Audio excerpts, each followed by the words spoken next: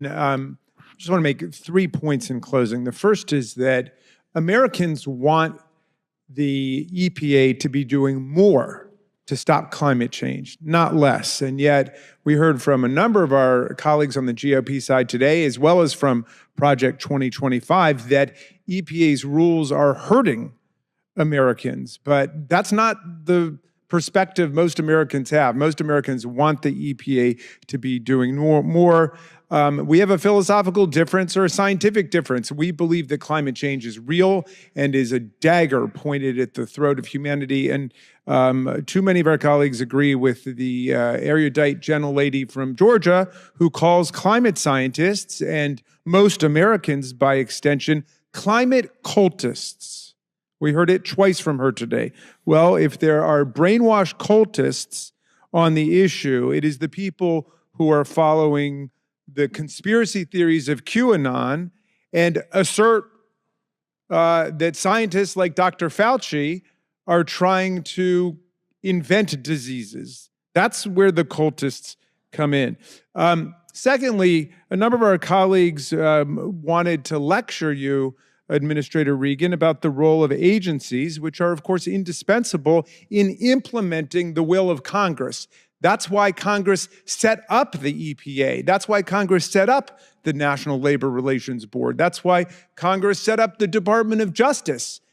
And our colleagues have no problem using those agencies to get the things done they want to do. If you read their Project 2025, they want the President of the United States to be able to use the Department of Justice for the first time in American history to go after his political opponents. And to well, if you disagree with that, then I'm delighted to hear it, Mr. Chairman. Which Department of Justice going after political opponents? The Merrick Garland Department of Justice or the let's see. Department? There's a case right now against the Democratic senator from New Jersey, Mr. Menendez. There's a case right now against a Democratic congressman from Texas. I see a pattern with Democrats. And well, wait a second. No, don't be too clever. You're a smart man, but try to follow a principled argument. You just claimed that the Department of Justice was somehow biased against Republicans. And I'm naming you cases where the DOJ is going after Democrats. Your problem is the jury system in New York, which found unanimously that Donald Trump was guilty of 34 criminal felonies. That's got nothing to do with the Department of Justice. Well, when the Department of Justice sends the number 3 guy down there to prosecute the case on behalf of the... Which case are you referring to?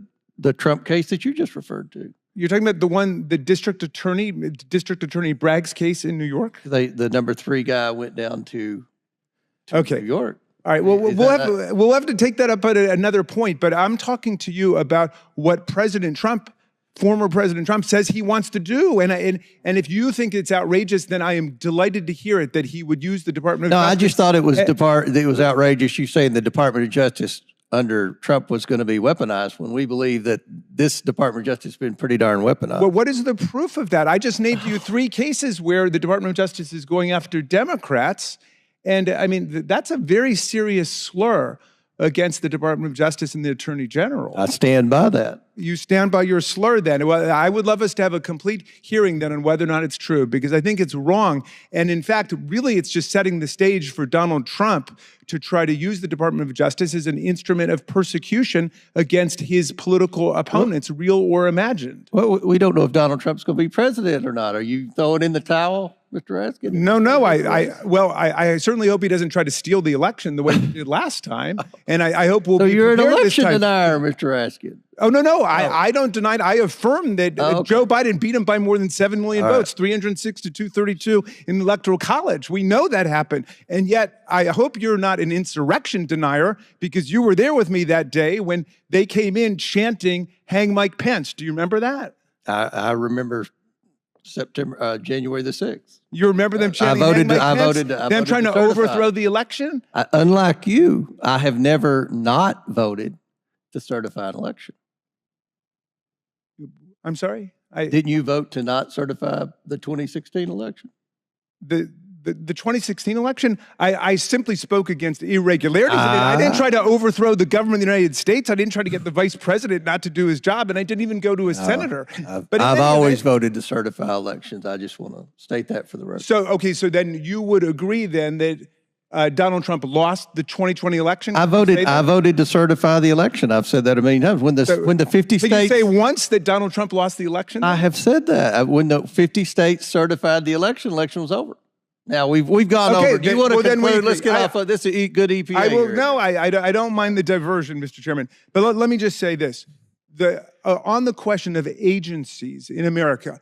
Let's be clear about what the Supreme Court did. What the Supreme Court said was, of course, the agencies can adopt rules and regulations. My friend from Colorado was really mistaken about that.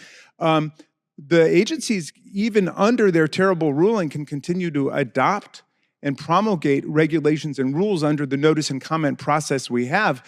But the Supreme Court then, in this amazing power grab, arrogated to itself the power to determine whether or not an ambiguous or silent statute should be interpreted this way or that. So it was a political power grab by the court. That's all that they did. But Administrator Regan is doing his job. The EPA is doing its job. The NLRB is doing its job. The Department of Justice is doing the job. They've got to adopt rules. The Congress told them to. So that was a power grab by the court against the Congress of the United States. Now, what's interesting about Chevron is that was a 6-0 decision that the conservatives supported because it was giving Reagan administration era agency bureaucrats the right to revisit the way that statutes were being interpreted from the 1970s. They pushed for it then. Now they're saying they don't want the agencies to have that power. In any event, the people of America want you to have the power to have muscular enforcement of our rules for clean air, clean water, and clean climate. I yield back to you, Mr. Chairman. Gentleman yields back.